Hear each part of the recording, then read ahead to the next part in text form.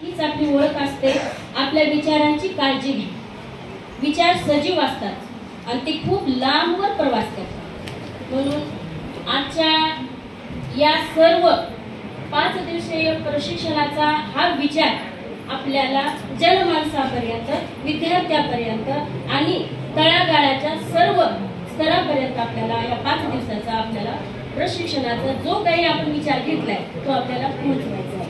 तर या प्रसंगी दिनांक 24/2/2025 ते 1/3/2025 पर्यंतच्या कालावधीत या प्रशिक्षणाचा हा 3रा टप्पा पार पाडत असताना की या 5 दिवसीय प्रशिक्षणामध्ये आम्हाला काय मिळालं हे सांगण्यासाठी थोडक्यात 2 मिनिटांचा मला वेळ दिलेला आहे. खरं तर 2 मिनिटात सांगणं खरंच अशक्यच आहे.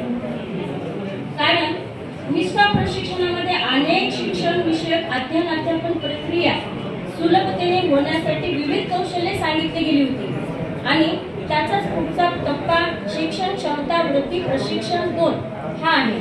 कारण NEP 2020 नवीन राष्ट्रीय शैक्षणिक धोरण यात झालेले बदल, त्यानुसार बदललेला अभ्यासक्रम, अध्ययन अनुभव, क्षमता अध्ययन निष्पत्ती या सर्वांचे करावयाचे नियोजन याबाबतचे सखोल ज्ञान सविस्तरपणे सुलभकाने आम्हाला देण्याचा प्रयत्न केलेला आहे.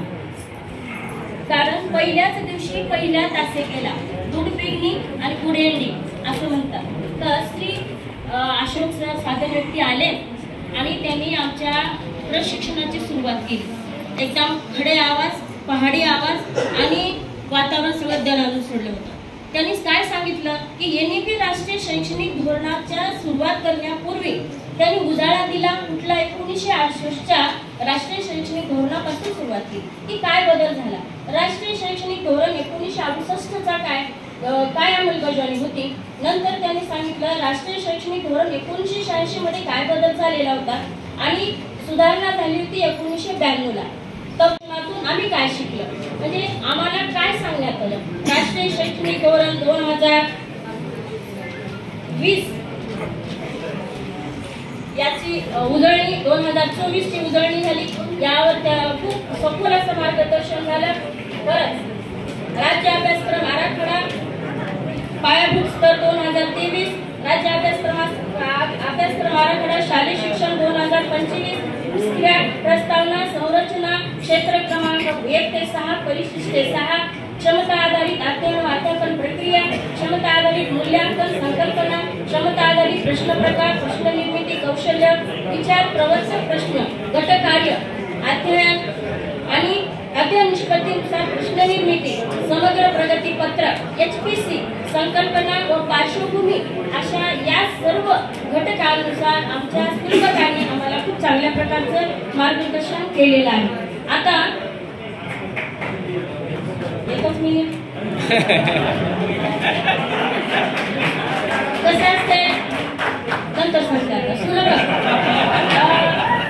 काय सांगावं सुलभ विषयी थोडं मला बोलायचं आहे. कारण हे सुलभ हे उगाच सुलभ झालेले नसतात बरं का. आपला मार्ग सुलभ करण्यासाठी त्यांनी लय खडतर मार्गातून आलेले असतात. म्हणून ह्या सुलभासाठी 1 मिनिट वेळ द्या. सुलभ श्री मेत्रे सर इंग्रजी विषयाचे गाडे अभ्यासक आहेत आणि आधी केले मग सांगितले. ते आधी स्वतः अनुभवले, स्वतः केलेत, स्वतः कृतीत आणले म्हणून त्यांना इथे सांगण्याचा अधिकार आहे. असं कोणाला मला सांगता येत नाही. आलं नसतं बरं का, मी ते केलं नसतं तर. कारण ते स्वतः ते कृतीत करतात, त्यांना कॉन्फिडन्स आहे. मॅडम माझ्या वर्गामध्ये मी एवढे विद्यार्थी घडू शकतोच. हा कॉन्फिडन्स येण्यासाठी खूप हार्ड वर्क असावं लागतं. तर ते त्यांच्यामध्ये दिसून आलं. त्या आधी केले मग सांगितलं या उक्तीप्रमाणे त्यांचे अभ्यासपूर्ण विवेचन खूपच ज्ञानवृद्धी करणारे होते. त्यांनी स्क्वॅट समग्र परिपत्रक राज्य अभ्यासक्रम आराखडा या प्रकरणातून सखोल असे मार्गदर्शन आम्हाला केले. त्यानंतर श्री पेटकर सर आपल्या विषयावर अतोनात प्रभुत्व असणारे, शांतपणे पण सर्वांना अगदी विषय गळी उतरवण्याचा आटोकाट प्रयत्न करणारे आमचे पेटकर सर. क्षमता आधारित मूल्यांकनाचा हा पाठ त्यांचा मला प्रभावी वाटला बरं का. यानंतर Shri Birajdar sir hard work दिसून आला. आपल्या आलेल्या विषयाची मुद्देसूद मांडणी करून जास्तीत जास्त खोलात जाऊन खेळीमेळीच्या वातावरणात त्यांनी सर्वांना सोबत घेऊन चर्चाद्वारे आपला विषय मांडला. त्या 2025 मधील 11वी-12वी साठी लागणारी विषय रचना त्यांनी सांगितली. यांनी ती राष्ट्रीय शैक्षणिक धोरण पूर्वी आणि आता यामध्ये फरक सांगितला. श्री BRC चे तज्ञ श्री अशोक सुरवसे सर यांनी खूप चांगल्या प्रकारचे सुद्धा मार्गदर्शन केलेलं आहे. एकंदरीत सर्वच सुलभकांनी आमच्या कुलातील सर्वच शिक्षकाची क्षमता वृद्धिकरण करण्याचे कार्य उत्कृष्ट केलेले आहे.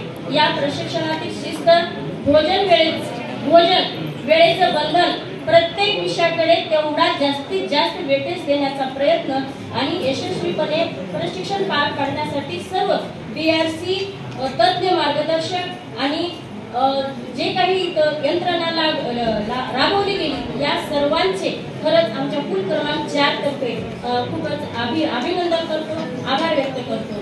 तसंच शेवटी जाता एकच विषय मला बोलायचा होता